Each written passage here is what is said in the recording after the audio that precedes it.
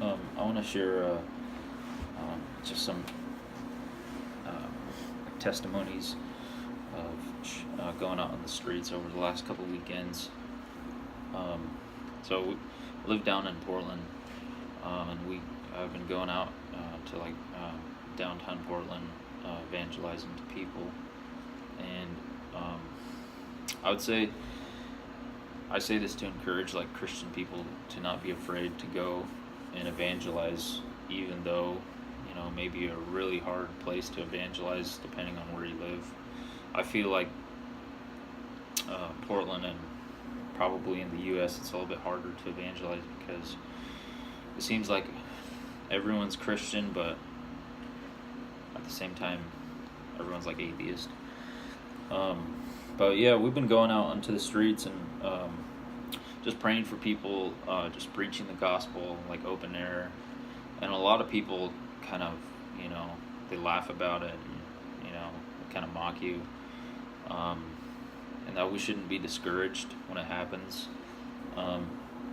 Because, nothing has changed. People have been like that even since the days of the Bible. And, my heart really breaks for people that are lost in the world, and we can't really blame them. It's like trying to blame a blind person. It's like saying to a blind person, why can't you see? But that person is blind, you can't blame them. That's why we have to pray for, this nation and our cities, and that God would, soften the hearts of people and open their eyes to hear from God. And so over the weekend on Cinco de Mayo, we were praying for some people. There was an old grandpa, and actually not too old, he's maybe like 60, and God healed his knees, which is really cool to see. We just prayed for him, and for his wife. His wife had like a bad back and bad knees, and we just prayed for them, laid hands and prayed for them, and God healed them. That grandpa, he actually shared a testimony how in 1997 he died, and he had a heart attack, and he actually met Jesus. And when he died, he was actually not in a right standing with God. He was an alcoholic, and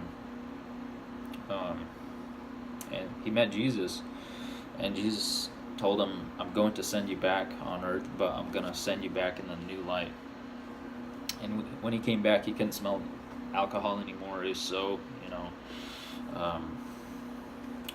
just he couldn't stand it.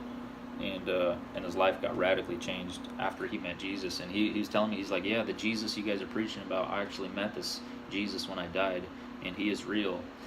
Which was really cool to see from just a bystander just walking by on the streets. And, I encourage each person, find something to do for God, for heaven's sake.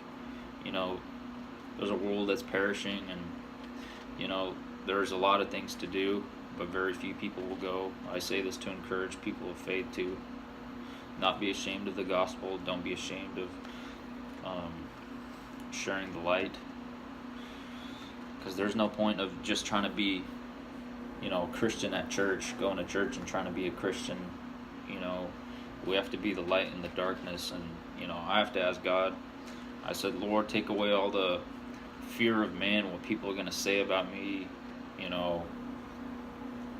and I believe God will give each person that asks God, He'll give us courage and to stand for the light, because there's a lot of broken people.